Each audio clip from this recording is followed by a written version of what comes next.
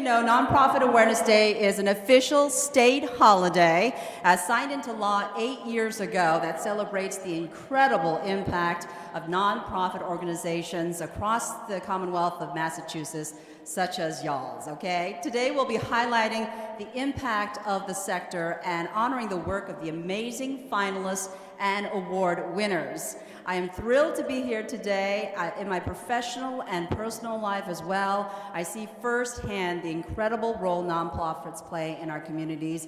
Luckily at New England Cable News, we've been able to do some stories with the great work that nonprofits do. And I, as a mother of 2 young daughters, you know, my first, obviously I want to educate them, make sure they have a roof and whatever, but I also want them to know to give back to the community, and that is much beyond themselves. You know, life is about helping others and really putting meaning into your life and understanding why nonprofits make sense. Today we pay tribute to these nonprofits across the Commonwealth and to you, the dedicated employees who make all of this so possible. And we give special recognition to the finalists and winners of the Nonprofit Excellence Awards. In addition, we'll be presenting Senate President Stan Rosenberg with the Public Official of the Year Award. Now let's give them all and their friends, families, colleagues who are here with us today a warm round of applause. Applaud yourselves.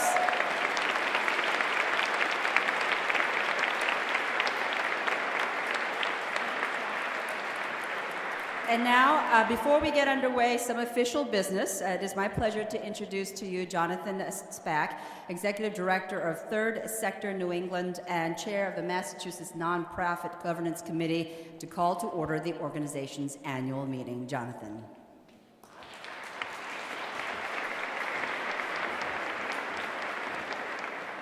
Thanks, Christy. I'm excited to see, once again, this beautiful hall filled with such a great collection of nonprofit leaders. So my congratulations to all of you for being here. So we do have a little bit of official business, which we will take care of right now. It's my pleasure to call to order the 2015 annual meeting of the Massachusetts Nonprofit Network. We have 2 orders of business today, the first of which is election of members to the Board of Directors. Today we will vote on the re-election of 6 members of the board.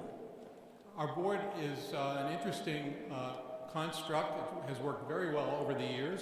It's made up of 8 regional representatives, 8 subsector representatives, and up to 10 at-large directors, all of whom are committed to supporting and strengthening the vibrant nonprofit sector in the Commonwealth of Massachusetts. The Governance Committee of MNN is pleased to recommend the following candidates for your consideration. Please note this is a re-election for all of the following candidates. Will the nominees please stand when your name is called? First is Jeff Grahn, who I know can't be here today. Jeff is the Director of the Masters in Nonprofit Management and Philanthropy and the Masters in Strategic Fundraising and Philanthropy at Bay Path University, and Jeff represents the Pioneer Valley. Our other regional representative, who I know is here, Susan Nickel, board member of the Metro West Nonprofit Network, representing the Metro West region. We also have at-large nominees, Jennifer Aronson, Senior Director of Program and Nonprofit Effectiveness at the Boston Foundation, and Jeffrey Hurwitz, founder of the law firm Hurwitz and Associates. We have 2 subsector nominees, Jeffrey Poulos, Executive Director of Associated Grantmakers, representing the philanthropy sector. Actually, I think your title is President, isn't it? All right. Just reading the script. And Matthew Wilson, Executive Director of Mass Creative, representing the arts and culture sector. Where are you, Matt? There he is. Very shy. People don't want to stand. So I'm very pleased to report that we have received 35 proxy ballots. Combined with the number of organizations present today in this hall, we have a quorum, and we may conduct this vote. 30 of the 35 proxy ballots voted in favor of the full slate of candidates, and accordingly, we will conduct a voice vote of present members on the full slate of candidates. For those of you present today, if you have not voted by proxy and are a member in good standing of MNN, please take this opportunity to voice your opinion on the election of these nominees to the MNN Board of Directors. And what more fitting place place could there be for an election than the State House? All in favor of the proposed candidates, please say aye. Aye. Any opposed? Hearing no opposition, the ayes have it. Thank you for your participation, and so congratulations to the new board members, the re-elected board members. I also want to recognize there are two other new board members whose seats were filled by the board per the bylaws. Karen Kohler, President and CEO of RCAP Solutions, representing the Central Region. Are you here today, Karen? There she is. And Colby Sweatberg, Executive Director of Silver Lining Mentoring, representing the Greater Boston region.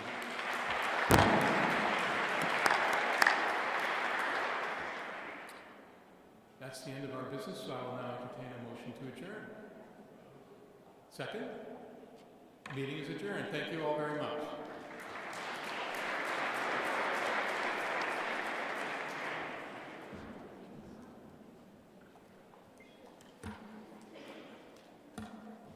Okay, thank you, Jonathan.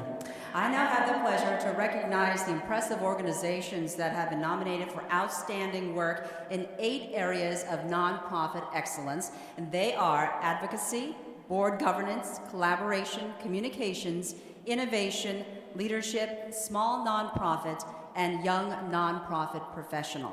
This year, there were almost 200 nominees, all amazing examples of the wealth of excellence within this sector in this state. And you can read more about all the finalists in your program book.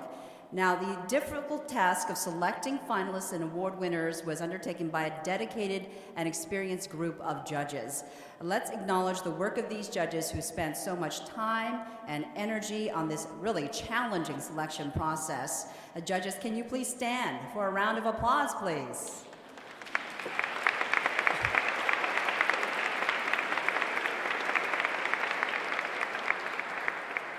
And I should also point out that this year, Governor Charlie Baker, he was not able to attend, but he has issued a government citation to all the winners today. Certainly a special honor and well-deserved. So now, let's find out who the winners are.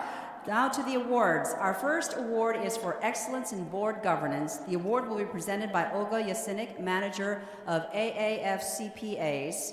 Community service brings inspiration to their entire team every day and has been one of the company's core values for the past 40 years. Company donates 10% of their net income annually to nonprofits, and many of the partners and team members serve on corporate nonprofit boards and are active participants in fundraising and community events. AAF CPA's trusted guidance and partnership helps hundreds of nonprofits positively impact their mission every year. Please welcome Olga Yasinik.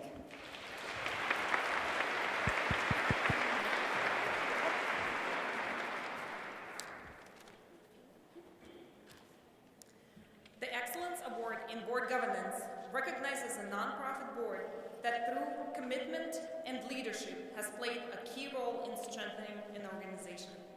Please hold your applause until I have introduced all 3 finalists. They are Actors Shakespeare Project, which was created by a group of actors, teaching artists to promote Shakespeare productions that inspire civic dialogue, build relationships, and strengthen communities. The Susan B. Anthony Birthplace Museum, which is dedicated to preserving the birthplace and raising public awareness of the 19th century pioneering feminists. The Theater Offensive, which presents the diversity of lesbian, gay, bisexual, transgender, and queer lives in art in order to break through personal isolation, challenge the status quo, and build thriving communities. Finalists, please stand so we can recognize your leadership.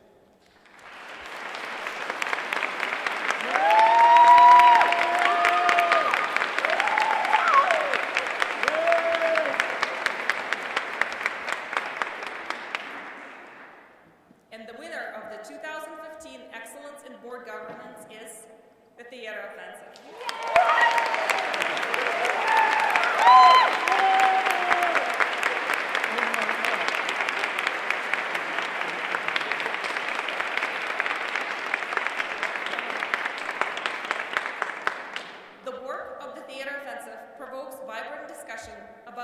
realities of being lesbian, gay, bisexual, transgender, and queer.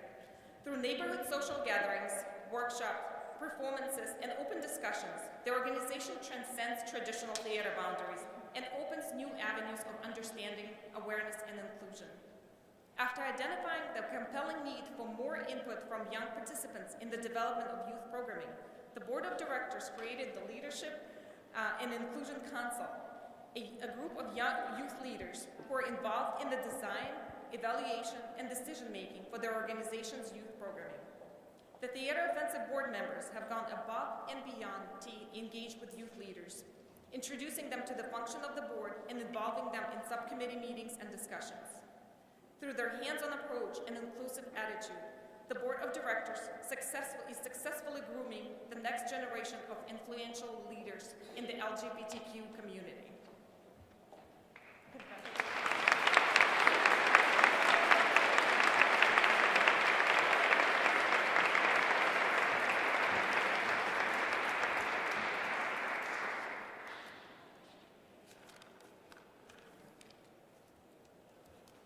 We are honored to receive the award for board governance and would like to start by thanking the Massachusetts Nonprofit Network for this recognition.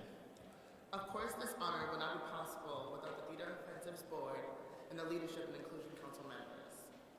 We thank San Huang and Laura Shearman for their support and investment in this work. Lastly, we would like to recognize our fellow nominees, the Actors Shakespeare Company and the Susan B. Anthony Museum for their commendable work. Hello, my name is Franz Smith. I use they and them for pronouns, and I'm the youth representing the Leadership and Inclusion Council, True Colors of Youth Acting Theater Troupe in Blackout. And I'm Wesley. I use he, him, and his for pronouns, and I am the program chair for the board of directors. At the Theater Offensive, we see board governance as when a board effectively communicates and understands the mission at hand without imposing its own agenda or drowning out the youth being served. This means not only empowering the youth, but trusting them with that power through inclusion in activities led or supported by the board. The Leadership and Inclusion Council, the Theater Offensive Board of Directors, we make a concerted effort to collaborate on executive decisions that affect the youth specifically. For example, The board's decision to focus funds on the Black Lives Matter campaign due to youth encouragement, workshops that allow youth, staff, and board members to share their personal narratives and build mutual understanding, and the development of a new ensemble, Blackout, that focuses on the lives of queer youth of color. This Saturday, June 13th, the Theater Offensive's youth, staff, and board will march in the Boston Pride Parade to inspire outness and raise awareness surrounding Black trans lives. We invite you to march with us and continue to uplift magnificent voices and strengthening our communities. As we say at the Theater Offensive, speak up, act out, and again, thank you.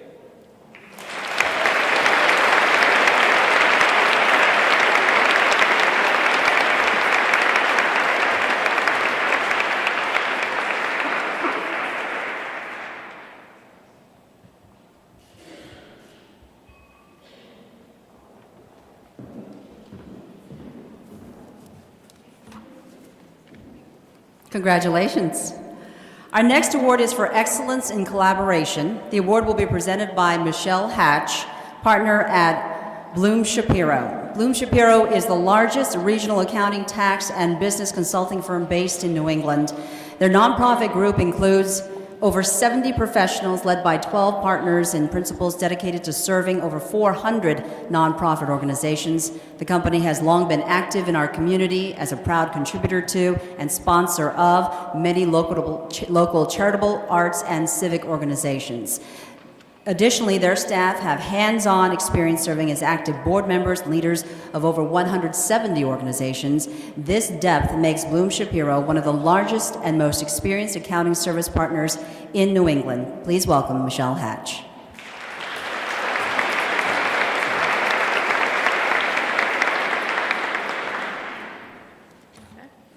Thank you, everyone. The Excellence Award in Collaboration recognizes the lead organization in an effort of 2 or more nonprofits that have partnered to address a compelling problem that could not have been solved as effectively by the individual organizations. These finalists have shown us the power of the collective impact. Please hold your applause until I have introduced all 5 finalists. They are Big Sister Association of Greater Boston, which provides girls with positive mentoring relationships, collaborates with the Boston Housing Authority and Blue Cross Blue Shield of Massachusetts to support girls who reside in Boston's public housing developments with improved living environments and positive mentors. Boston Celtics Shamrock Foundation, which provides programs that directly benefit children in need.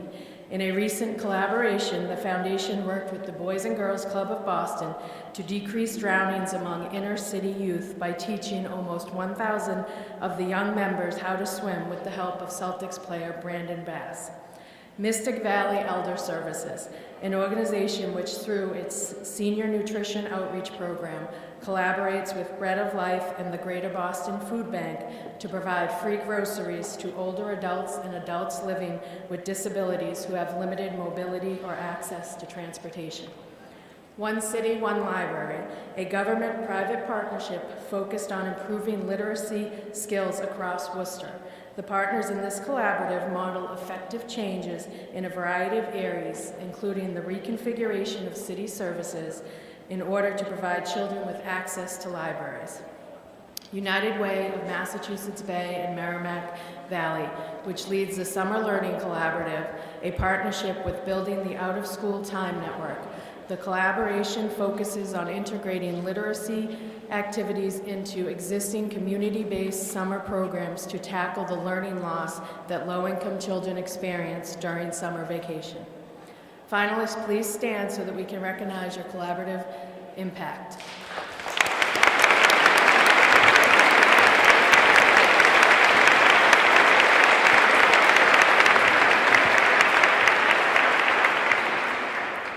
The winner of the 2015 Award for Excellence in Collaboration is One City, One Library.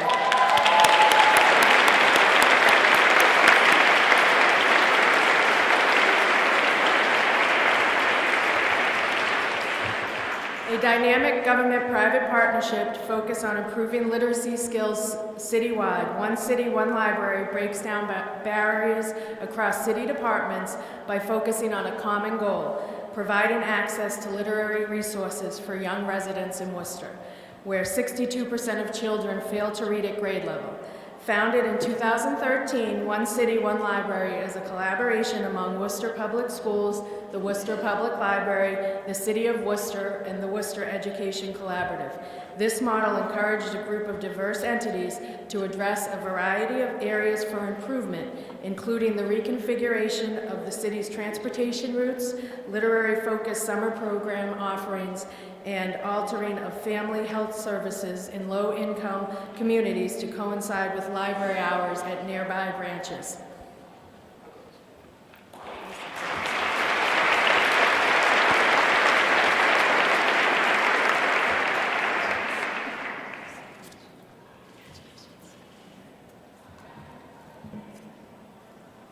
Thank you very much to the Massachusetts Nonprofit Network. Thank you and congratulations to every finalist here. Thank you so much for the work that you do in your communities. It is very exciting. This particular category was very important to us because we feel in every community, if you can get the right parties around the table, you can accomplish anything. Our ability to put public libraries in elementary schools was only possible because of the collaboration within our community. It allowed us to fast track items. As buildings needed to be renovated, we were able to coordinate with the schools to be able to offer libraries for the kids during the school day and for the public after school, vacation, and other hours. In the last 2 years, we've opened 4 public library branches in 4 elementary schools, 1 in each of the quadrants in our city. We've launched 2 mobile libraries to get out into the communities of need and bring those resources to the kids who really need that access. We've had wonderful success with getting resources into people's hands, but the staggering success, I think, has been how the community has rallied together. One of our most successful branches is located in the highest poverty area of Worcester. The community has rallied. We've gone from a K through 6 school to add the middle school as part of the program to allow them to have hours. They have programs within our regular school hours. We have that local high school. The children come in, they tutor after school. They are multilingual, so they're able to communicate with patrons in an area where English is not the main language. So the accomplishments are amazing. It hasn't been easy, it's been challenging, but I would encourage every single city to use assets like your schools and to be able to bring these resources to the public. There is no more important thing right now than educating our children. So we're proud to have been able to accomplish this. So thank you very much. Congratulations to all.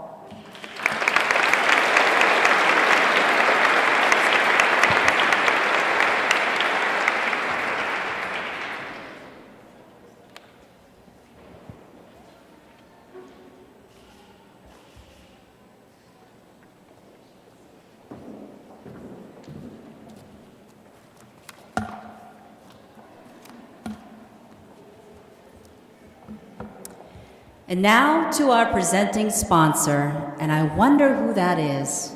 I look around, I look for a sign to tell me who is our sponsor. And then I get thirsty, and then I realize it's Citizens Bank.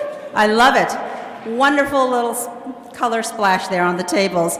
Citizens Bank is the presenting sponsor of Nonprofit Awareness Day again this year, showcasing their longstanding and deep commitment of Massachusetts communities and the nonprofits that are working to improve them every single day. Through the Citizens Helping Citizens program, Citizens Bank leverages its strengths as a leading financial institution to fight hunger, provide shelter, teach money management, and strengthen our communities. Citizens community giving does not stop with a check, though. Their colleagues are known for giving their time to nonprofits that are improving the health and economic vitality of the people and communities throughout our Commonwealth.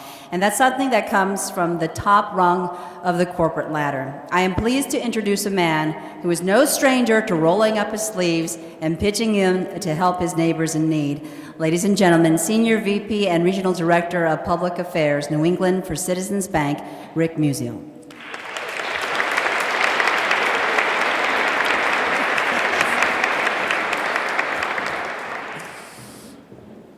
Thank you, Christy, and good morning, good citizens.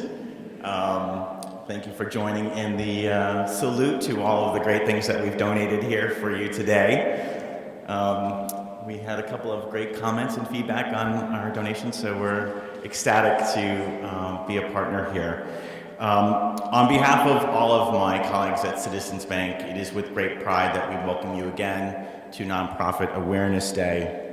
Before I begin, I do want to introduce two of my colleagues who work with you day in and day out on the great things that you do to help our communities strive.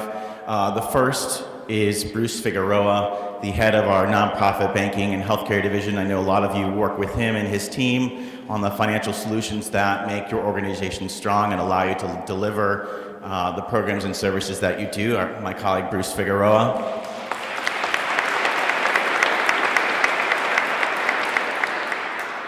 And my colleague Andrea Martinez-Frey, who works day in and day out to support so many of the nonprofits that we do here and the great work that you do. She manages all of our community relations work here in the great Commonwealth. My colleague Andrea Martinez-Frey.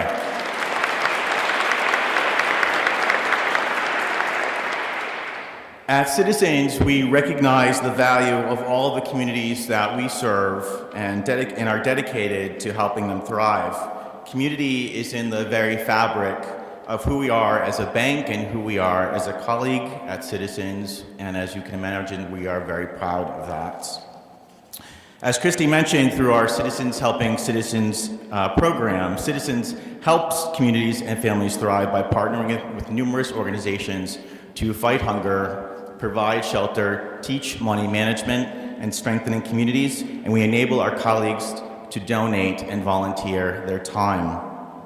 Across all of these areas, Citizens Helping Citizens strives to enhance the quality of life and economic vitality in Massachusetts communities. We do this because we believe good citizenship is the right thing to do and because we all benefit from strong communities. Every person living in our Commonwealth is impacted by the work of nonprofits, and more than 450,000 Massachusetts residents are employed in the sector. MNN serves as a collective voice for the over 33,000 nonprofit organizations working to enhance the lives of our citizens. We partner with them to amplify that voice so that the nonprofit sector and those who work in it are able to continue to provide essential services to the underserved members of our communities and deliver programs that enrich the culture of our Commonwealth. Today, I am honored to present the Award for Excellence in Advocacy. This award recognizes a nonprofit organization whose work has recently affected significant public policy change through the education and mobilization of constituents, the general public, and/or public policy decision makers. Please hold your applause until I have introduced all three of our finalists. Citizens for Juvenile Justice, a statewide organization working to improve the juvenile justice system, whose Justice for Kids campaign resulted in a change of policy moving kids under 18 to the juvenile system. Massachusetts Communities Action Network, which advocates for economic and racial justice across the state and played a pivotal role in creating and leading the Raise Up Mass coalition that ultimately increased the state minimum wage and earned sick time laws. And Victim Rights Law Center, which provides legal representation to victims of rape and sexual assault and leads the local and national dialogue on changing the way that colleges and universities respond to sexual assault on campuses. Finalists, please stand so that we can recognize your hard work and advocacy.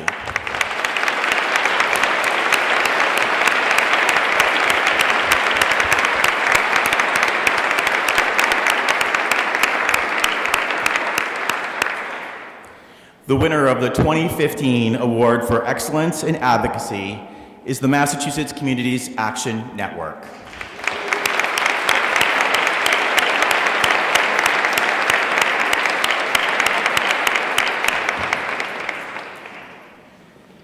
Since its start in 1985, the Massachusetts Communities Action Network has been instrumental in advocating for economic and racial justice across Massachusetts. In 2014, the organization led efforts to raise the state-level minimum wage to $11 an hour and grant up to 5 days of sick time for all workers, the strongest state-level sick time policy in the country.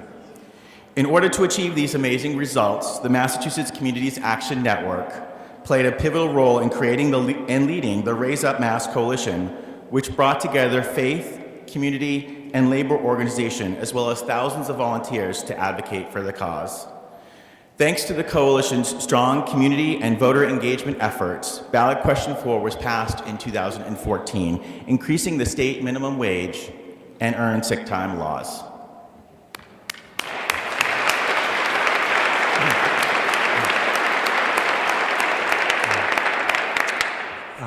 Thanks very much to Mass Nonprofit Network for having us and nominating me and our organization, our coalition, the Raise Up Mass Coalition. I want to recognize the good work of the Victim Rights Law Center and Citizens for Juvenile Justice, the other finalists. I want to thank Citizens Bank for sponsoring this. 5,000 people volunteered their time to collect 360,000 signatures, which is what put this over the top to raise the minimum wage to this level and to create 5 sick days for all people. This is going to go into effect July 1st. You can imagine the stories we heard from people with the pain they're feeling in their lives when they're squeezed on earning low wages and when they can't take they're struggling when they have to take a sick day if they're sick or their kids are sick. So to do something in this age of great inequality that pushes the other way toward justice is a good thing, and it was done by so many different people working together. I do want to ask, I go up here a lot. This season of the House Senate Budget Conference, we have things like 1,000 youth jobs at stake based on whether the Senate passed number is passed versus the House number, and job training and Shannon grants.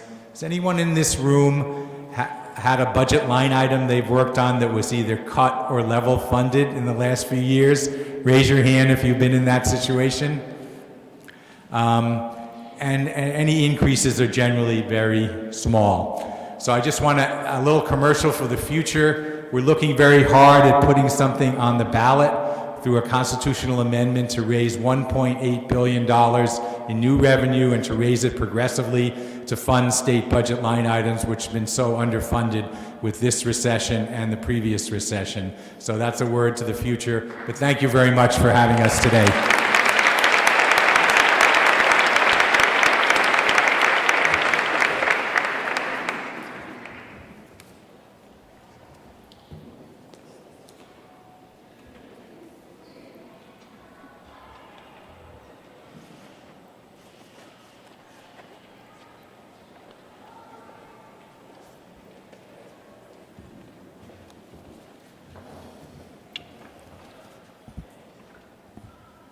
We were almost ahead of schedule, and we beat the Senate president to this part of the schedule, and I thought it was going to be like a historic groundbreaking moment in nonprofit events that we were ahead of schedule, but the Senate president, true to form, is here, and we are just a few minutes late now. We got back to nonprofit time zone.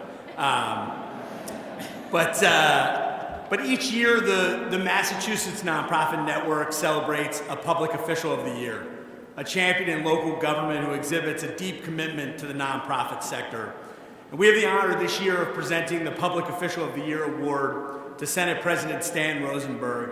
If you know Stan, if you've ever met with the Senate President, if you've known him over the years before he was the Senate President, I think for me, what feels uniquely different about our Senate President right now is that he understands and feels deeply that communities are only as strong as those who need our empowerment the most. He's been that way as long as he's been a public servant, and it's the strand that runs through his public service. So we feel incredibly lucky that he's our Senate President, and I'm gonna turn it over to Rick to tell you a little bit more about him. Thanks, David. I too have known Senate President Rosenberg for some time. All of those stories will be available in my book. Senator Stan Rosenberg was unanimously elected by his colleagues to be the 93rd President of the Massachusetts Senate in January of this year. He was first elected to the Massachusetts House of Representatives in 1987 and was then elected to the Massachusetts Senate in 1991, where he has held leadership positions such as Majority Leader, Senate President Pro Tem, and Chair of the Senate Committee on Ways and Means. President Rosenberg is well known for being accessible and responsive, as well as an advocate for increased participation from residents in government and democracy. Some of President Rosenberg's accomplishments include passage of a bill aimed at curtailing racial profiling, leading the fight here on Beacon Hill to preserve same-sex marriage laws, and the passage of a wage hike for the Commonwealth's lowest paid human service workers. His recent support of the state's earned income tax credit with investments in workforce training, education, and economic development will lift all working families across Massachusetts. We honor Senate President Rosenberg today for his support of our sector through his championing of affordable world-class education, the protection he provides to our state's most beautiful and environmental treasures, and his advocacy on behalf of human rights. In addition, the Senate President is a consistent consistent champion on policies that support our most vulnerable citizens. On behalf of MNN, Citizens Bank, and all of us gathered here today, it is my pleasure to present MNN's Public Official of the Year Award to the President of the Massachusetts Senate, Stan Rosenberg.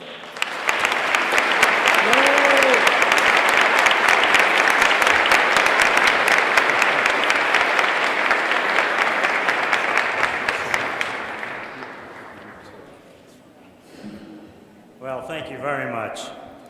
Those are very generous words from the former Chief of Staff to the former Senate President. So thank you. Thank you very much. So I'm really delighted to be here with you this morning, and I'm really ecstatic to see so many of you here. But it actually shouldn't be a surprise that there are so many of you here, because there are so many people engaged in the nonprofit sector here in Massachusetts. Some of you may know that I actually came from the nonprofit sector.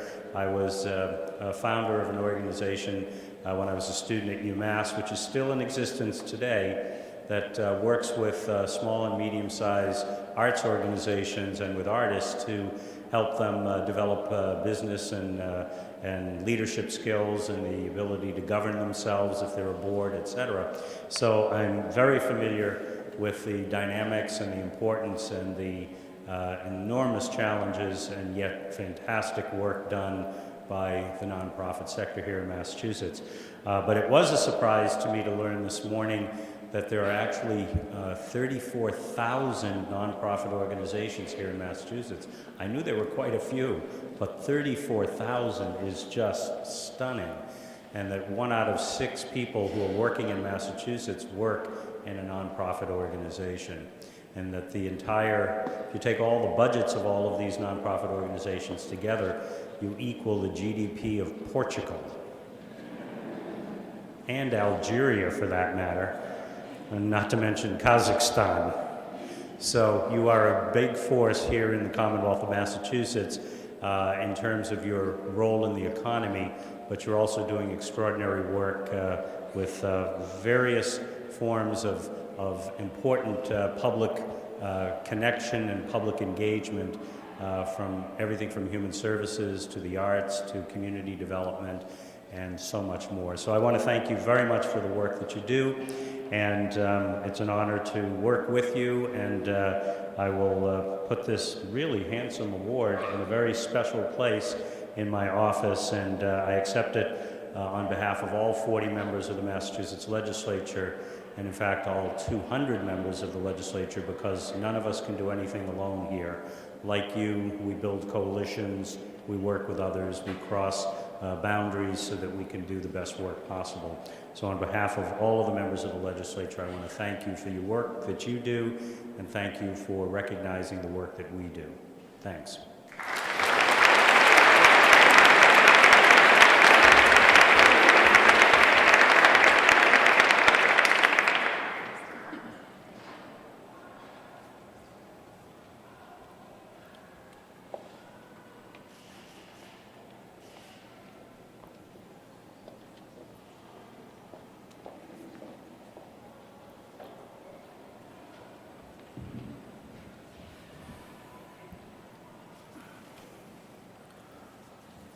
Thank you very much, Senate President Rosenberg. It's an honor to be able to shine the light on your great partnership.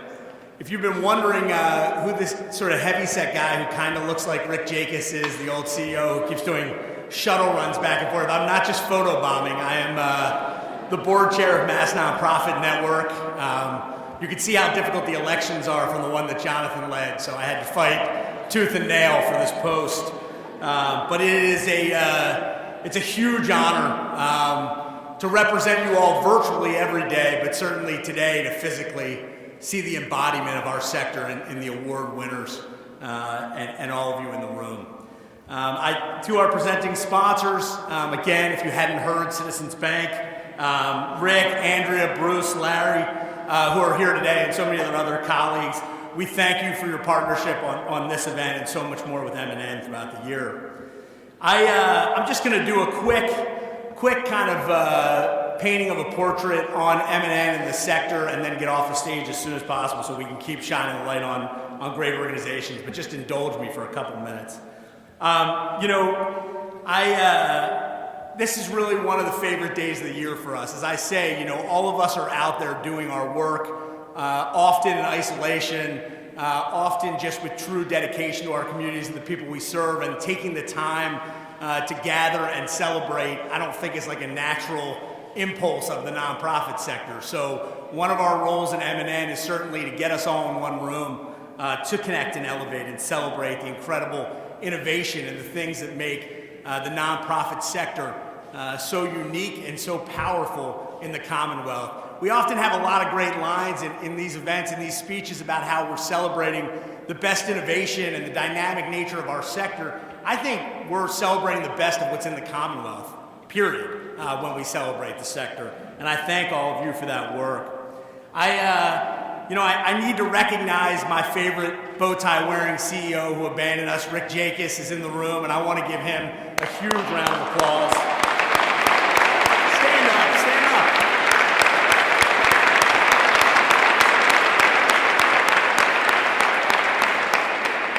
If you're a nonprofit and you are in Congressman Moulton's district, please torture him for me. Please. And you will get a great audience. There's an MNN bow tie, by the way, coming your way. It wasn't ready for today, but it's coming your way. And I want to tell you all that we are looking for the next leader of MNN with the help of Third Sector New England, worthy of all of your work, and we take that responsibility very, very seriously. And we're hoping by the time we get to conference, we will have that person for you to work along what is really one of the most amazing small but mighty staff teams you could ever imagine. And I think nothing could represent the sector better than a staff of 3 that feels like a staff of 100. So I want to give a big shout out to Lily and Caitlin and Emily for their work.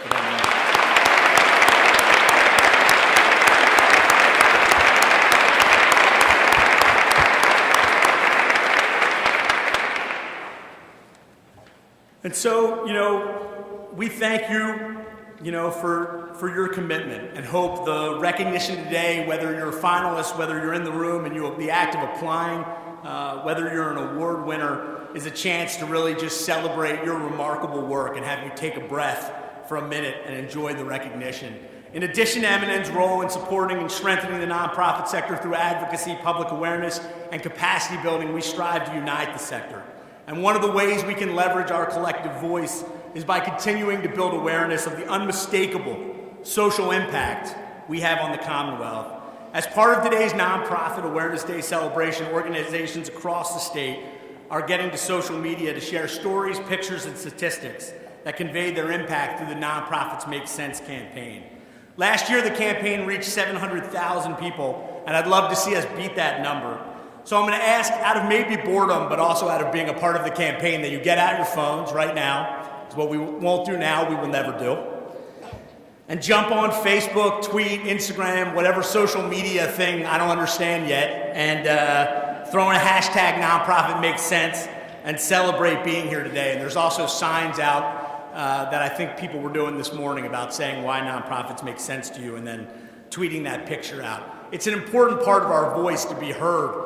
I often say that I think the greatest challenge for any citizen of the Commonwealth would be to go a day without enjoying the benefits of a nonprofit.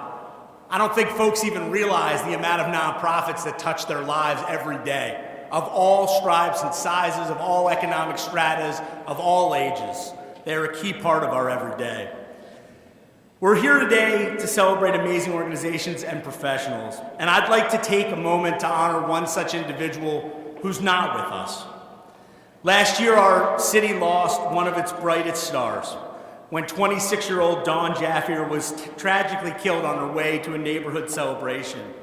Dawn had begun a promising career in Boston's nonprofit community, holding direct service positions at the West End House, Playworks, City Year, and the Boys and Girls Clubs of Boston. She was working at the Hennigan School when she was taken from us so senselessly. She was a master mentor and a servant leader who connected and touched so many for all the right reasons. To honor Dawn, her talent, her commitment to others, and the way she was senselessly taken from us, the Light of Dawn Awards were created. And true to form, the Highland Street Foundation not only helped us conceptualize this honor, but made it possible. And with the encouragement of Andrea Howard, the West End House, the Boys and Girls Club, and Dawn's family and friends, we were able to create this award. The award recognizes individuals on the front lines of the nonprofit sector who demonstrate the spirit that is Dawn's legacy, a compassion and an unwavering commitment to others. Earlier this year, in February, on Dawn's birthday, our first group of Light of Dawn honorees were recognized at the West End House. And I'd like to take a moment to show you a video that was generously produced by Comcast, which captures the spirit of the Light of Dawn Awards and reminds us why days like today are so significant when we lift up each other, remember nonprofits and the dedicated professionals behind those that make our communities so strong.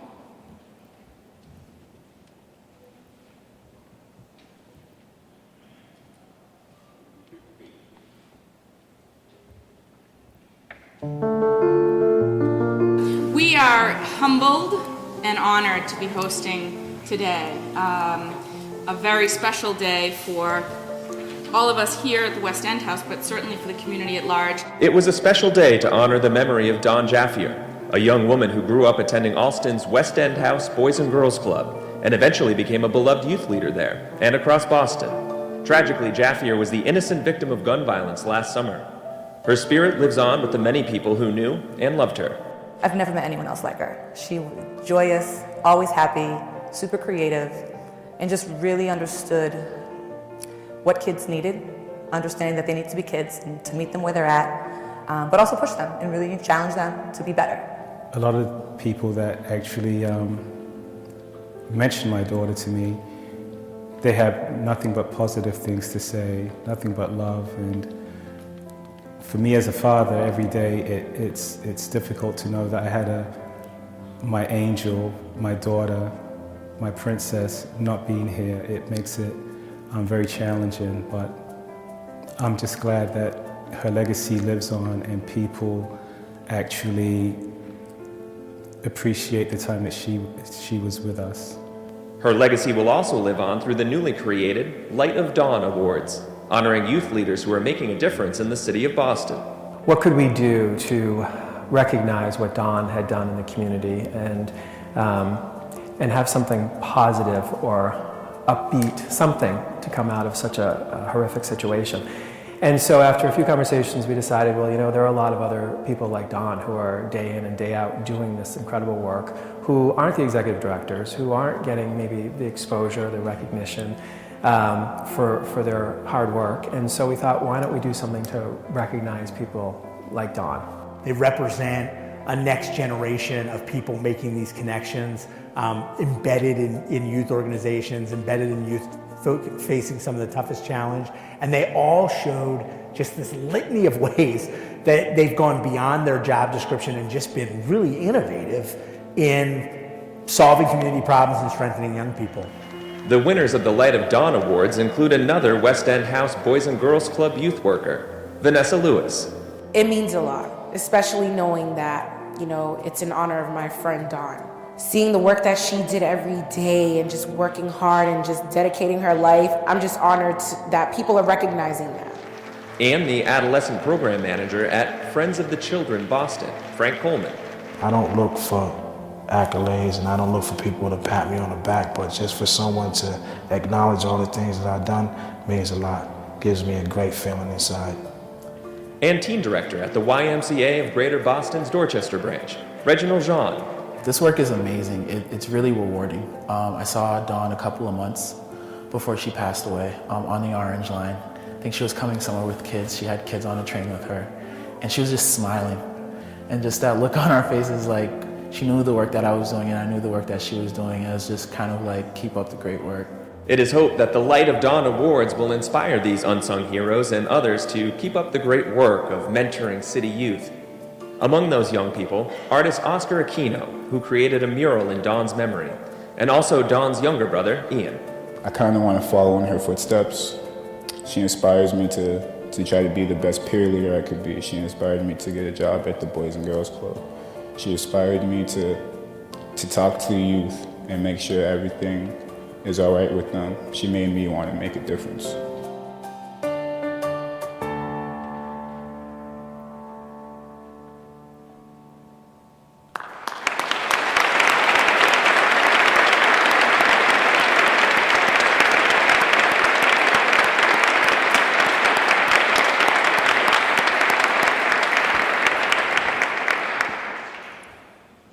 So I ended the applause because we have one more here. Reggie and Vanessa are with us. So hold on one second, I'm gonna ask them to stand. But also, Oscar is here, who painted the mural, which has traveled with us to the State House. And Oscar, I believe, if I have this right, has in the last week graduated high school and passed your citizenship test. Is that both right, Oscar? So let's give all three of them a big round of applause.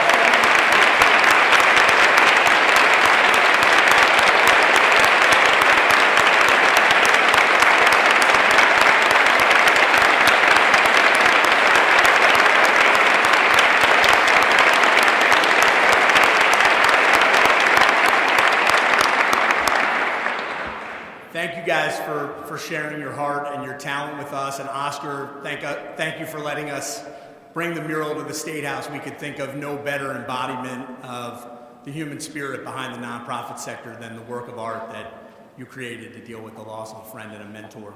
So thank you for that spirit and sharing with us. I just want to end by saying how honored and privileged MNN feels to partner, represent, and give voice to all of your great work and the communities you serve. It is a tremendous honor, and it is one that MNN, none of us on the board, on the staff, and I'm sure within the membership take lightly, and we work that much harder every day with the privilege to stand side by side with all of you.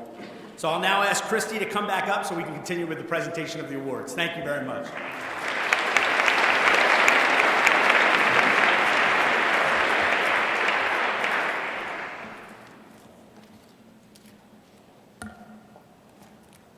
Nobody went through the pages here.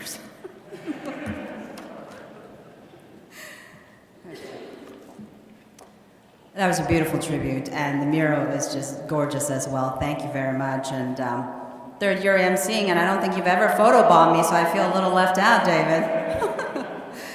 Our next award is Excellence by a Young Professional. The award will be presented by Jeff Bellows, Vice President of Corporate Citizenship at Blue Cross Blue Shield of Massachusetts.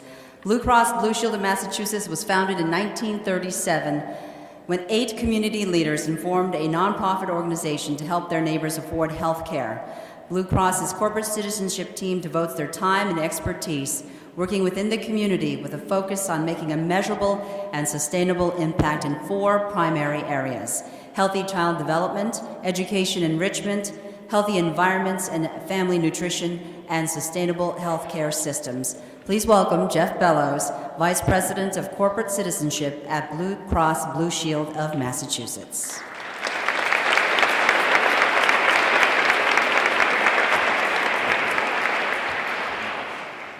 I brought my own notes. Well, good morning, everyone.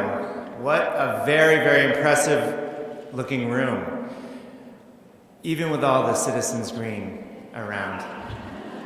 I think there should be a little bit more blue, actually. I love to tease Rick. Any opportunity is a good opportunity. I'm honored to be presenting the Young Professional Excellence Award, which recognizes an emerging nonprofit professional who has made a significant contribution to their organization through their effectiveness, perseverance, innovative thinking, and interpersonal skills. These finalists are impressive, and I am certain that we'll be hearing more about their accomplishments in the future. And little did they know that I was sitting at their table and presenting, and I had the answer right in my hand. If everyone could hold their applause, it is a very impressive group. Hold your applause until I've introduced all 4. They are Scott Bailey, first of all, Director of Mass Challenge Boston, which helps launch early-stage entrepreneurs by connecting them with the resources they need to be successful. Sarah Bartolino, co-founder and executive director of Transforming Education, one of the first organizations to do development and measurement around socio-emotional learning to better equip students to succeed. Robbie Berquist, co-founder and director of Cell Phones for Soldiers, which provides cost-free communication services to active duty military members and veterans. And Vanessa Snow, manager of organizing and policy initiatives at Hyde Square Task Force, an organization that supports youth and families in Boston's Latin Quarter. Finalists, please stand to be recognized.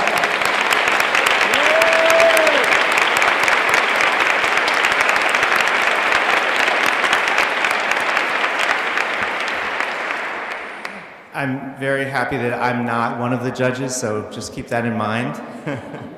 The winner of the 2015 Award for Excellence by a Young Professional is Robbie Berquist.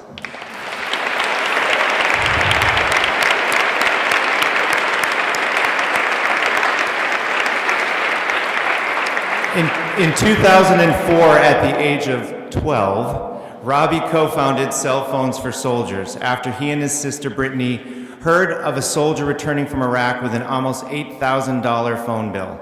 Their cousin, who had recently been deployed, and the story really hit home for them.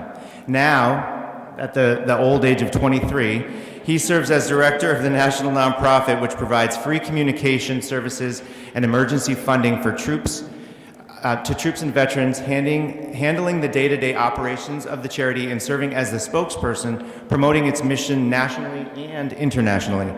Through his leadership and tireless efforts over the past 10 years, Cell Phones for Soldiers has been able to provide more than 213 million minutes of talk time for military members to connect them with loved ones, fulfilling approximately 3,000 calling card requests.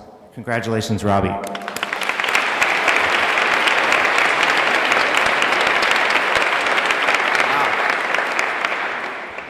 Well, first, happy Nonprofit Awareness Day. I am totally shocked. I was reading the stories of everybody else that was in my group, and they're amazing people doing amazing work. So Sarah, Vanessa, and Scott, congratulations to you as well for being finalists. Again, I'm so shocked that I'm up here. This is amazing. But reading about, Mass Nonprofit Network and everything that they do to bring all of us together, they provide a voice for us when we need it, and they're just an awesome organization, and I'm so honored to be here and to be able to be involved with all of these people. But I was thinking of what I wanted to say, and I read the first page of this pamphlet that we all got, and I think it says it perfectly for what we all do. And it says, nonprofits are the heart and soul of our communities. They are classrooms full of exploration and parks with rolling green hills and dusty baseball fields. These are symphonies ringing wondrous notes and halls bursting with art. They are advocates for the voiceless and offer space for bodies and minds to heal. And when needed, they provide the most vital and basic necessities. And I want to give that person a hug, whoever wrote that, because that's perfect. So again, thank you so much. I'm so honored. I'd like to recognize my parents too, who are vital to Cell Phones for Soldiers. We are so honored as a family. We're a family-run organization. It's still my parents, and myself, and my sister. But we are so honored to be able to do the work that we do. So thank you so much.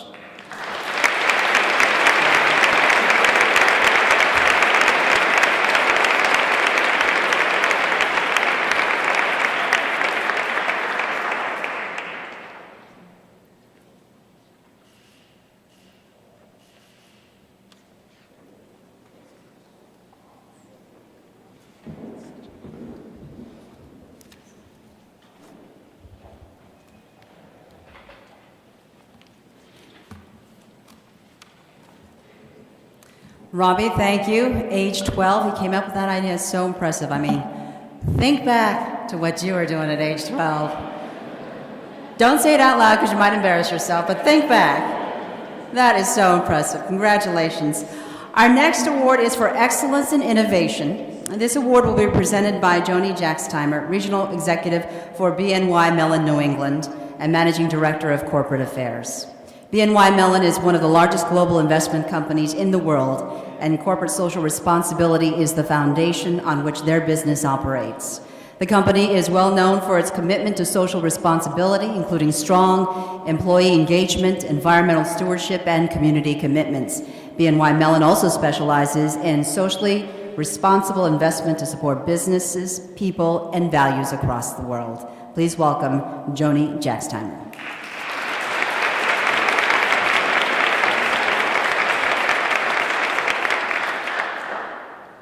Good morning, everyone. I am also delighted to be here today with my fellow corporate colleagues and sponsors as we honor an extraordinary group of nonprofit organizations. You are indeed the heartbeat of our community, so thank you for everything you do.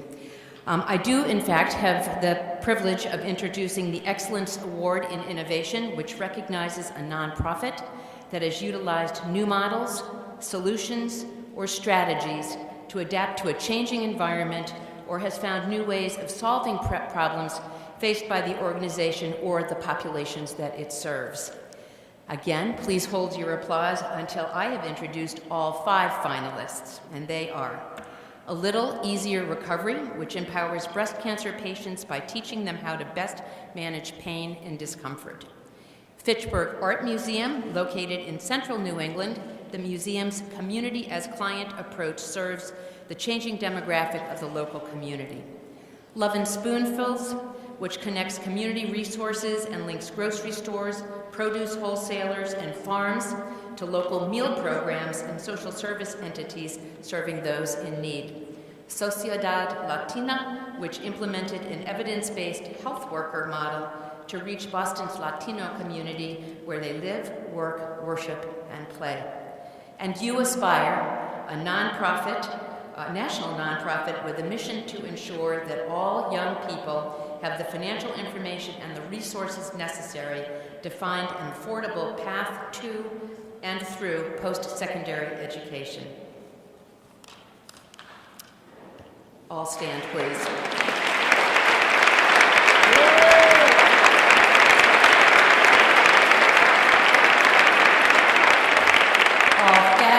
Organizations and organizations that I know well. As others have said, I am happy I was not the judge. All deserving. The winner is A Little Easier Recovery.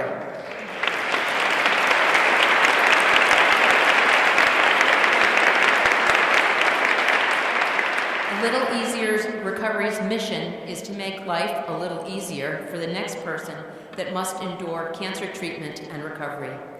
The organization empowers breast cancer patients to regain their dignity and control and lead a better quality of life during their cancer treatment.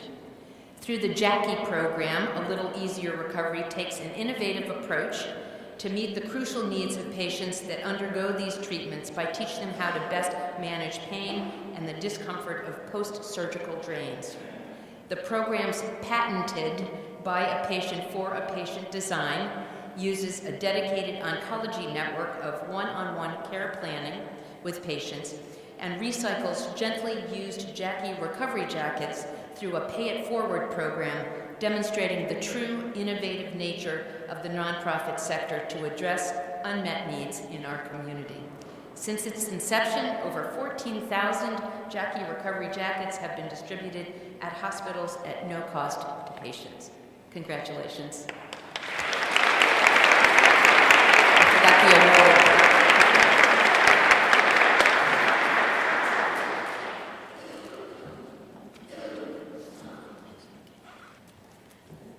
Okay, I really didn't think I was going to win, so it's kind of scribbly.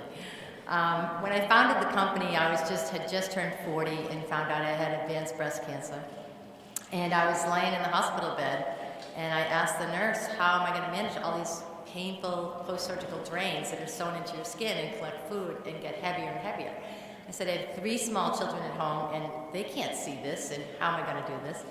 And she said, well, why don't you go to Home Depot and grab a tool belt? So I was like, I said, no one has thought of anything better than a tool belt? And I started laying there, and I'm thinking, what would Princess Di or Jackie O do? I don't think they'd be running to Home Depot for a tool belt. So I don't sew, I have no design experience, and I decided to just take, my favorite black jacket and put some features in it, and as I went through surgery and then chemo and radiation, it evolved into this everything jacket, but everything's incognito and it gives dignity and comfort back to these amazing women.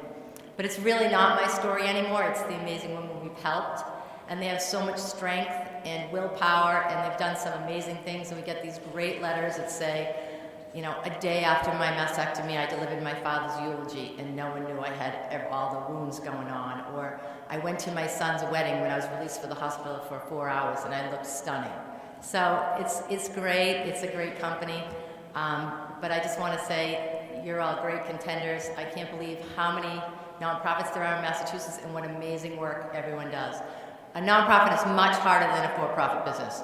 Any day. So you have to be creative and you have to be passionate. Thank you. I'm very honored by this award. Thank you very much.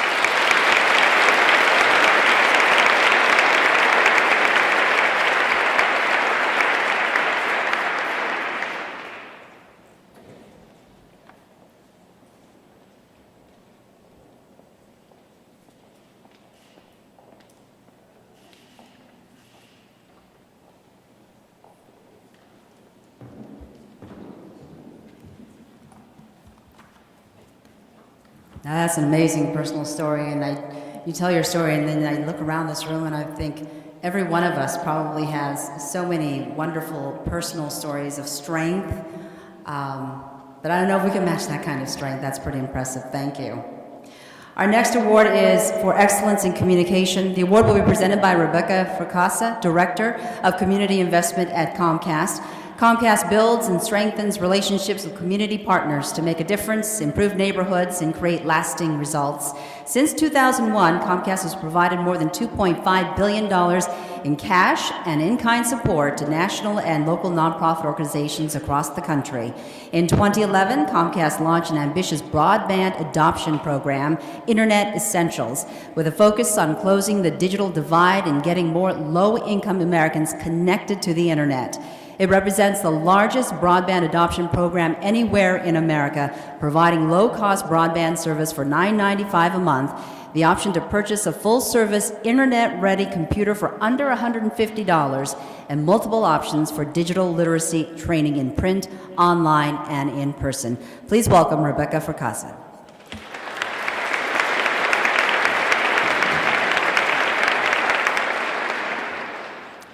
Thank you. It is our pleasure to interact with the nonprofit organizations throughout the state of Massachusetts every day.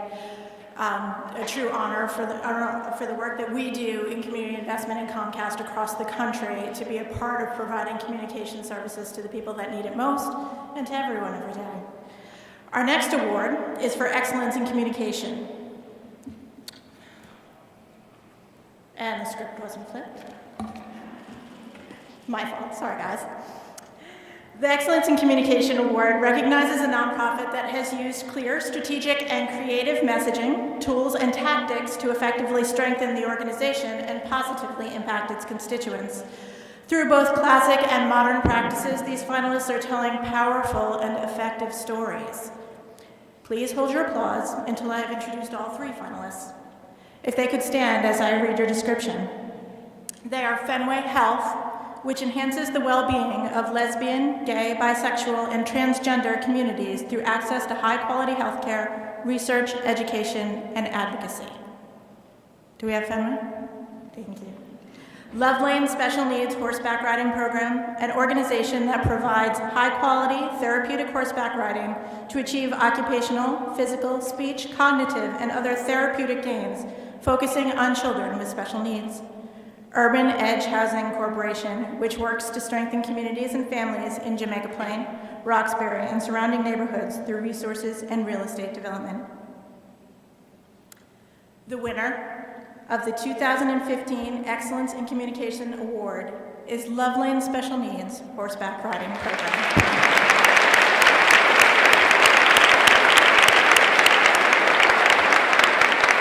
Loveland Special Needs Horseback Riding is a therapeutic horseback riding program that has dramatic impact on the physical and cognitive development of children with special needs. In order to prevent donor fatigue, Loveland implemented a new communication strategy to deliver its mission to the next circle of potential supporters, known as the Friend of Our Friend Circle. The communication strategy included clear, compelling, and creative messaging aimed at different audiences. For instance, parents were sent communications tied to parents of children in the program, while animal lovers were sent information about the Love Lane horses. The innovative approach proved effective, as 54% of the attendees at the most recent event had no prior relationship to Love Lane, and the organizations experienced a spike in new donations. How about that? I would like to invite Love Lane to come up and accept their award. Congratulations. Prepared for this. Have you read Fenway Health and Urban Edge Housing Corporation and what they do? You guys rock. It's amazing. I tried to count up how many individuals in this state must be served by the nonprofits. I was trying to do the math, but I am a theater major from a very good veterinary college in America, so I couldn't get there at all of it. But congratulations to you all. And I was thinking about photobombing. If you want to photobomb anybody, you should do the young professionals, because, yeah, it'll take 20 years off of you. Or everybody will look at the photo and go, that woman in pink and blue must be their mother. Anyway, I want to thank Massachusetts Nonprofit Network for being such ambassadors to the nonprofit world, and for today in taking this moment to celebrate the amazing work being done by all of you. Loveland Special Needs Horseback Riding Program is in Lincoln, Massachusetts. I have the privilege to work in a barn and see the most adorable children every single day. On any day of the week, I can leave my desk and join a lesson and witness the most profound moments of courage and joy. Kids with special needs are mostly told that they can't, but when they come to Love Lane, they can. It's a place, too, where families come and they view the children riding from a family viewing room, and it's also a place of respite for them, where they look to the parent next to them and they realize that they're not alone, that there's other people out there dealing with the struggles that they're dealing with every day. I just want you to know that seeing is believing. If I had one message to get across to you today, it would be that the intervention of therapeutic riding on a growing body that might be delayed or impaired, it works. You have to believe it, you have to see it to believe it, and we believe. Doctors from all the major medical institutions refer their kiddos to us because it works, because the gains we see are more rapid and pronounced than might be achieved through other therapeutic interventions. So please take a look at lovelane.org, come visit us in Lincoln, Massachusetts, and congratulations to all of the honorees here today.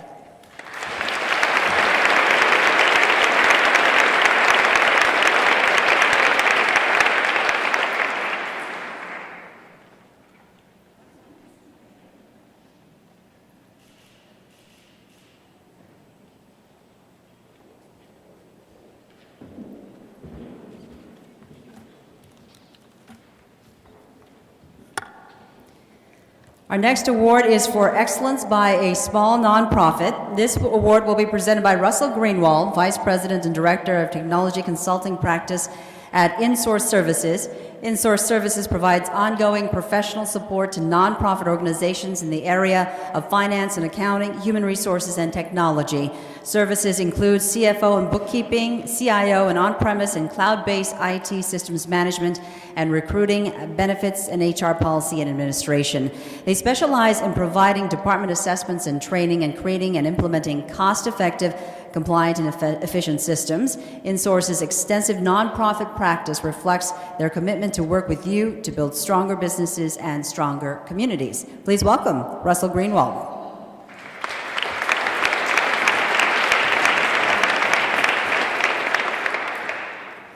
So thank you. I'm very pleased to be up here, second year in a row. I actually asked to be up here at InSource. I liked what I did last year. I like seeing everyone here. I've been with InSource for 14 years. And the reason I joined InSource because we focus on nonprofits, and I love serving those who serve others, and I'm truly grateful to be a part of this. This year at the Boston Marathon, there was a father who sprinted his way to the beginning. If you watch a recording, maybe in the first 5 minutes, he got to the front of the race. He later finished well after the leaders went home and probably took a shower. But he did it so he could be in front of the race for 1 minute and tell his children he was winning the Boston Marathon and have proof. So now I can tell my 2-year-old that I took part in awarding nonprofits and organizations that flourish in the service of others, and for my 1 minute, have proof. Any pictures can prove. So, the Excellence Award for Small Nonprofits recognizes a nonprofit whose budget size is $250,000 or less. They exceed expectations, and despite their small size, have managed to fulfill their mission and make major contributions to the population they serve. Please hold your applause till I've introduced all the finalists. They are East Hampton Community Center, which serves the surrounding community with an array of essential programs, including a food pantry, clothing closet, community kitchen, Alcoholic Anonymous groups, weight loss, exercise classes, and more. Extras for Creative Reuse, which provides educators and organizations with reusable, recycled, and surplus materials to provide students with creative learning opportunities. Provincetown Arts Press, a nationally distributed publication that publishes reviews, essays, fiction, interviews, performance pieces, and more to promote and preserve creativity. And Southeast Asia Coalition of Central Massachusetts, which assists new Southeast Asian immigrants, refugees, and long-term residents in Central Massachusetts. Finalists, please stand so we can recognize your dedication.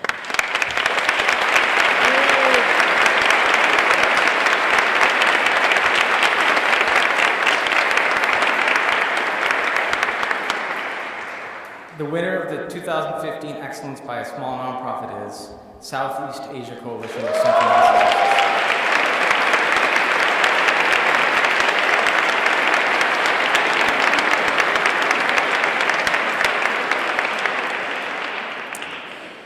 The mission of the Southeast Asia Coalition of Central Massachusetts is to assist new Southeast Asian immigrants, refugees, and long-term residents in Central Mass so they can become strong contributors to the greater community while maintaining their unique cultural identity. The organization's approach serves the clients with a whole person development to make sure more than just their basic needs are met. The organization is constantly developing its staff and volunteers so that they are equipped to serve more people. Despite its small budget and only 2 full-time staff for more than 15 years, the Coalition has consistently met the high demands for culturally sensitive service among the Asian community and provides assistance to almost 8,000 individuals and families each year.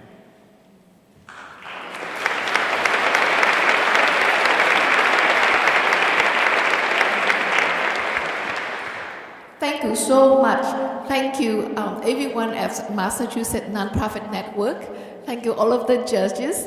And thank you to all of you nonprofit people.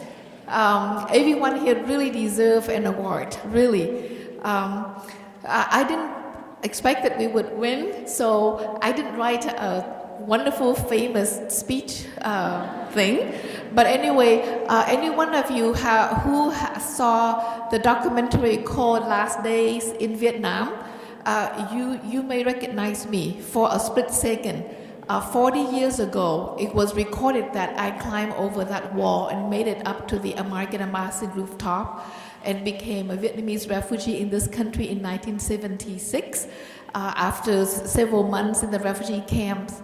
And I just want you to know that I couldn't have been here without the nonprofit networks of America. When I left Vietnam, through that,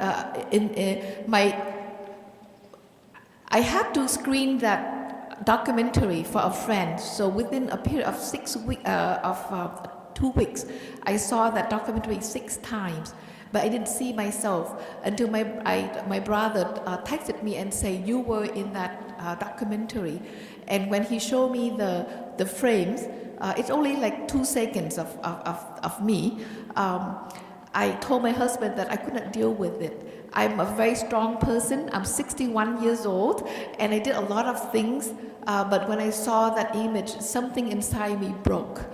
And I told my husband, no, I could not see it, I couldn't deal with it. But then a few hours later, my sister posted on Facebook.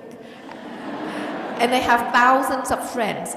And many, many people wrote me. And it took me almost 2 weeks of some kind of depression for me to really recover. But I had so much to do. So thankfully, I was too busy to deal with that kind of unseen, invisible, powerful depression that I had. But, you know, standing here in front of everybody, I want to thank all of you on behalf of all the refugees and immigrants of the world, because the nonprofit world did not just help us to sustain. Sometimes I think sustain is not a good word, it's a bandage, but you have helped us to thrive. And you know, you did not just give us a roof over our head, 3 meals a day, but you allow us to have the freedom to pursue our serious dreams and visions. And you have allowed the Southeast Asian Coalition to help all of these immigrants and refugees to pursue their dream, to be the best they can be, not just for themselves, but for America. We are very proud of the new Americans you allow us to be. We will never be ashamed of you. We will tell the whole world that this place is the place we belong. We are proud of it. Thank you so very much.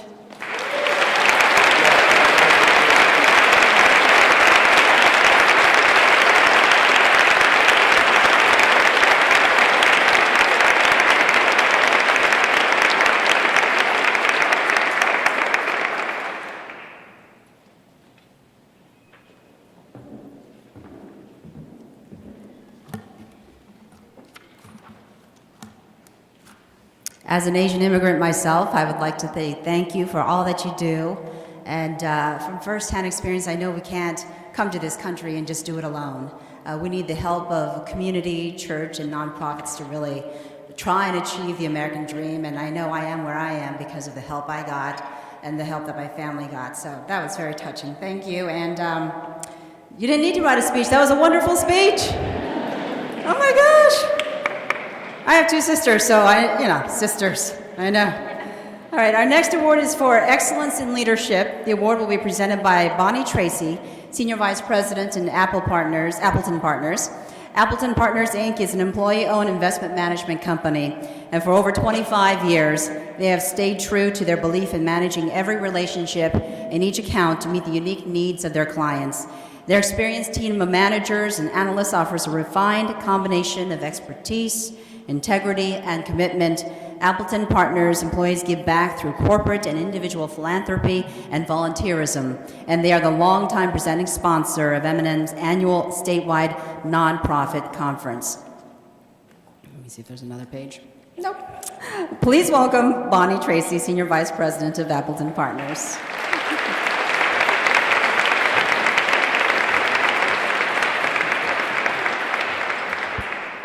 Thank you so much. It's great to be here, and I'm new to this. I'm not usually presenting, but I'm filling in for someone, so bear with me. I would like to say I was speaking with one of the judges earlier this morning who said that this category was impossible to come up with because everyone is so amazingly qualified for this. So let's see what happened. But I want to thank you all for having us, and we are certainly proud to be part of MNN. It's very, very important to everyone at every level at Appleton, and thank you again for having us.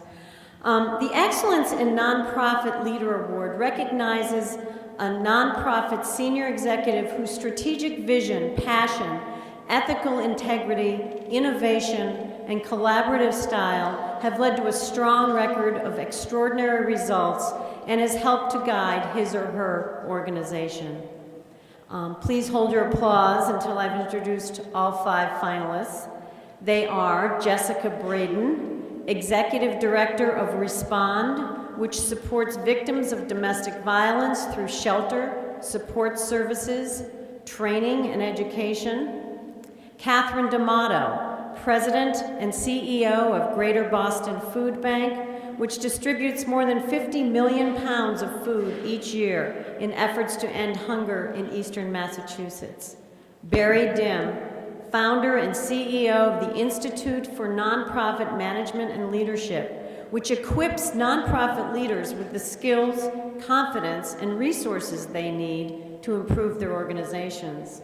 Paulo Pinto, Executive Director of the Massachusetts Alliance of Portuguese Speakers, which improves the lives of Portuguese-speaking individuals and families across Massachusetts. Jean Ford Webb, Executive Director of Mother Brooks Arts and Community Center, which provides arts and education in the town of Dedham. Finalists, please stand so we can recognize you.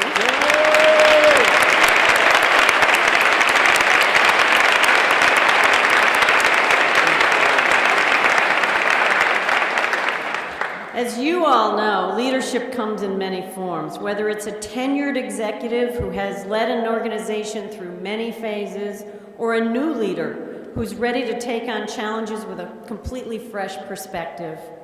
This year, we will be presenting 2 winners with an Excellence in Nonprofit Leadership Award.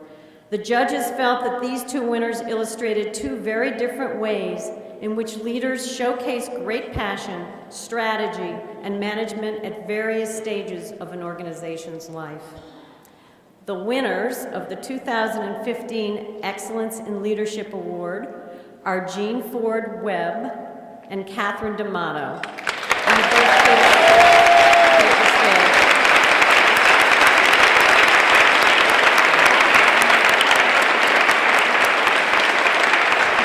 Jean's letter led the transformation of a 39,000 square foot abandoned building into an engine of neighborhood revitalization and a thriving center for the arts and education.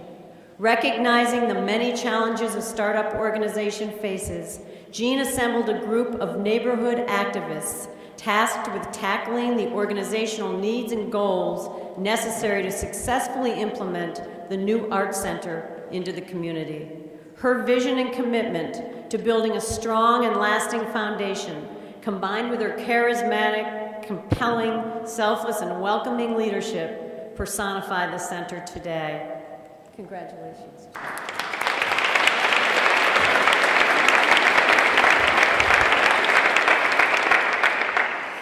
Well, I think you have another stunned winner here. Thank you very much. Thank you to all of you at the Mass Nonprofit Network and also Citizens Bank. It's really an honor to be recognized. And also I realize that this award is not really intended to primarily honor just an individual. Nobody could be standing here today without the love and labor of many others. The mission of Motherbrook Arts and Community Center is revitalizing community through the arts. Many in our community and beyond have embraced and supported the mission. Our neighbors, local businesses, an incredible board, 36 resident artists, the Motherbrook Community Group, which is our neighborhood group, Mass Cultural Council, town officials, community activists, and our state legislators, Representative Paul McMurtry and Senator Michael Rush. Michael Rush has personally met every artist in our building. With their efforts, we've accomplished much in the 2 years since we were handed the keys to a decommissioned elementary school. The elementary school sits on the banks of the Motherbrook, which is the oldest man-made canal in the United States. It's hard to imagine that in 1639, a group of immigrants actually hand-dug that canal. I can imagine the mosquitoes and there's a lot of ledge and boulders in that area. And I think that the work that those people did in 1639 has a lot of parallels with what everyone here in the room does every day. All the work that all of you do just to better our communities. At Motherbrook, we've accomplished a lot. As I said, in the last 2 years, our artist studio spaces are fully leased. We've had 3 major exhibits. We were covered in Artscope magazine and in the Boston Globe. We've negotiated the regulatory and zoning hurdles necessary to recruit a restaurant to our space. We have Story Slam series, live musical and theater performances, including the Boston Symphony Orchestra's cello quartet. We host regular community events and meetings, everything from the neighborhood association, the Boy Scouts and the Girl Scouts, Learn to Cope meetings, youth commission events. We've also received several grants to help us move forward in our mission. The Mass Cultural Council gave us a matching grant for $210,000 for a new HVAC system. We have new front doors, lights, and a locking system, thanks to the Blue Hills Bank. We're beginning building accessible restrooms, thanks to Dedham Savings. We just received a grant to build a pottery studio, and we received a grant from COG Design to do a comprehensive landscape design, including trails down to the Motherbrook. Recently, Dedham created an arts overlay district, and Motherbrook is considered the anchor of that district. So there are many signs that the work that is going on at Motherbrook is expanding and enriching the community. But I really think it's kind of the simple, everyday occurrences that are packed with the most meaning. Recently, after one of our art openings, a man came up to me and said, "You know, I've never been to an art exhibit before, just too uncomfortable, too intimidating. But I really enjoyed this and I will be back often." So thanks again. I'm really very grateful for this distinction. And please know that it will be proudly and fondly remembered for a long time to come. And thank you to everybody in this room for your many and constant contributions.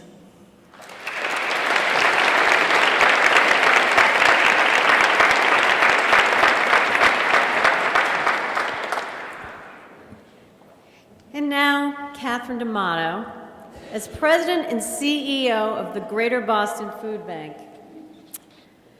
Catherine has been the driving force behind this organization for 20 years. In her tenure, she has grown the organization from a distribution of 8 million pounds of food in 1995 to an annual distribution of 51 million pounds of food today. With her leadership, the food bank raises over $29 million in private and public support each year that allows them to deliver much-needed relief to individuals and families fighting hunger. Further, her tireless efforts have raised the overall visibility of the food bank, attracted more financial and other strategic partners, and helped to attract strong talent into the organization. Please join me in congratulating her.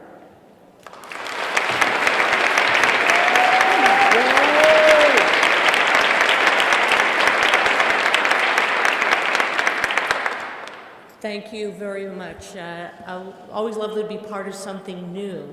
Two winter, art and food, two of my favorite things. But I do want to just express my appreciation to Mass Nonprofit Network for the honor, and to all the folks at Table One who are extraordinary, and just appreciate each and every one of you and what you do, and more importantly, what all of you do. When we think of the nonprofit sector, I always think there are two things that distinguish us from the profit sector. And with all due respect to our profit colleagues, we need you, we want you, we need you to be successful. But in essence, our rules of engagement are a little different. Our tax status is different. The way we generate capital is different. The tax deduction, tax credit issues are different. And the other difference is creativity with the resources. The resources are highly limited on the nonprofit side and requires all of us to act and to work in ways that perhaps we wouldn't otherwise. It is my 20th year at the food bank. I'm feeling very sagey. I'm feeling very wise. Any of you need advice, come and see me. I might be able to help you lessen some errors along the way. But I'm very proud of the fact that my career in Massachusetts began in Western Mass, at the food bank in Western Massachusetts, and working in those 4 counties, which are very different than Eastern Massachusetts, where I serve today. But over 90,000 people eat something from the Greater Boston Food Bank each week. So the data points that I leave you with are the same people in many cases that you too serve. So if 1 in 9 residents of Eastern Massachusetts goes to a food pantry, 1 in 8 Americans, 1 in 7 is food insecure, and 1 in 6 is in poverty. These are the same kids, the same elders, the same mothers and fathers that we all serve across this great state. So anything that we can do to promote, to help, to solidify, to advance, means that we're all doing the right thing, and that we're all working on the same pathway, hopefully to the same end, which is to help that individual or that family or that child have an opportunity, whether it be food or housing or education or art or so many other things. In this particular State House, one of the most significant things that happens across this Commonwealth is a program called MIFA, which is the Massachusetts Emergency Food Assistance Program. When we started, it was $1 million. And if the conference committee has its way and Senator Rosenberg's team has its way, it'll grow to $17 million over the next 2 weeks. It's extraordinary. It feeds people. And your advocacy and presence in this building is critical. Bring your stories. Bring your clients. It will make a difference. I have a really talented team. Some of them are here today. One of the things I asked Suzanne is, do we know how many people actually worked for the food bank over the last 20 years? And it's in the hundreds. And all of them have led to make this a great organization. And in fact, the first founding ED is Kristen McCormick, who's in this room, over 31 plus years ago. So let me close with a couple of thoughts. One is that after many years in fighting hunger, there are 3 things that I know about it. I like to be pretty pithy, and I'm also a Trinitarian, not by belief system, but by speaking points. So here are the 3 things about hunger. It's always economical. It's always political, and it's always personal.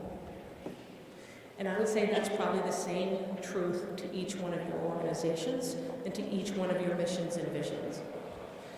And the second thing I'd like to leave you with is that it doesn't matter what your passion is and where you choose to place it in this nonprofit community, which is eclectic, to say the least. The most important thing is that you do something. You act, and you act with resolve, and you act with commitment. I am deeply honored and proud to receive this award. I'm also deeply honored and proud to be a part of this community. Thank you very much.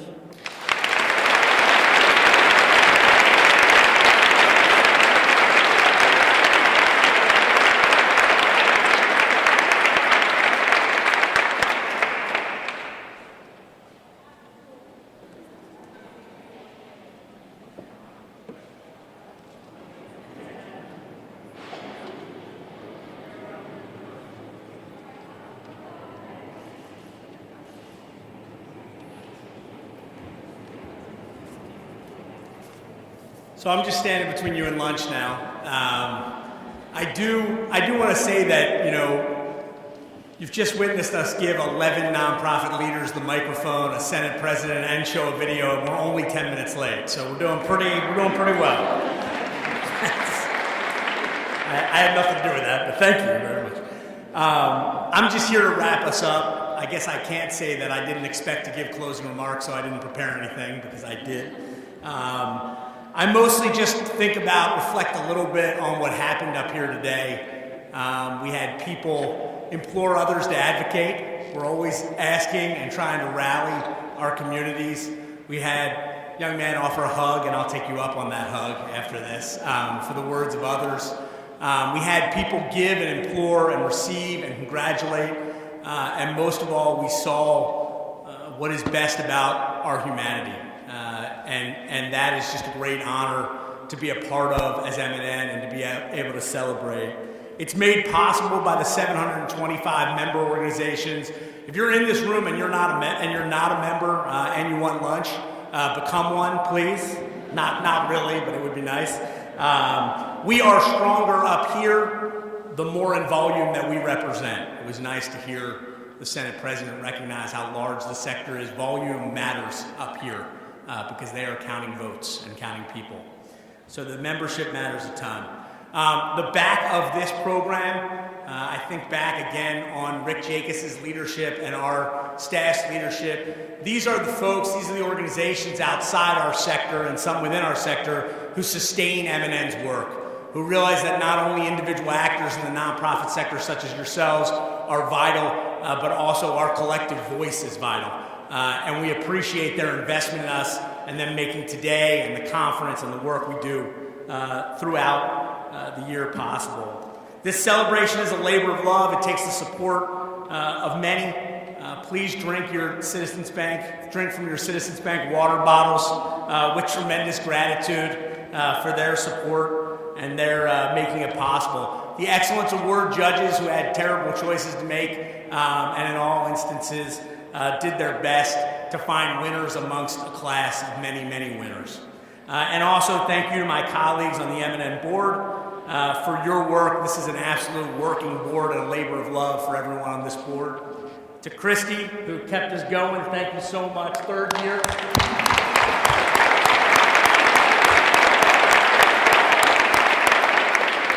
You'll learn if you keep giving to a nonprofit, we don't go away. So you might be signed on for a fourth year before you leave. We call that retention, donor retention. Acquisition's the hard part. But this concludes today's program. I hope you'll enjoy time with each other, enjoy breaking bread, and we thank you so much. I'm supposed to tell you to please exit out the back door to my right, your left, to form a line, and the staff and volunteers will direct you. Thanks for joining us, everybody.